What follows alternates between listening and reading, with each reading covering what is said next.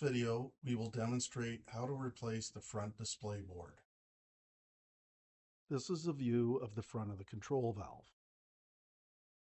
In order to access the internal components, we will need to view the back side of the power head cover. Using a crosshead screwdriver, loosen the 4 screws that are located in each corner of the power head cover. The front display cover will then easily tilt forward and away from the power head housing. Please keep in mind that there is limited slack for the wire harness connected to the front display board. Then carefully wiggle and detach the multi-pin connector away from the display board. This is the back side of the front display board.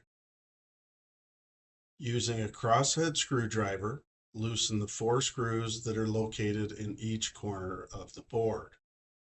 Then lift up and remove the board away from the front cover. Notice the 4 buttons on the display board and ensure that they are aligned with the 4 holes on the front display cover, and then place the board into position. Then thread the 4 screws back into place. Next, connect the wire harness's multi-pin connection to the front display board while keeping in mind that the connection is keyed to fit in only one orientation. Then reposition the front cover back into place, and while holding the front cover in position, use the crosshead screwdriver to tighten the 4 screws back into place.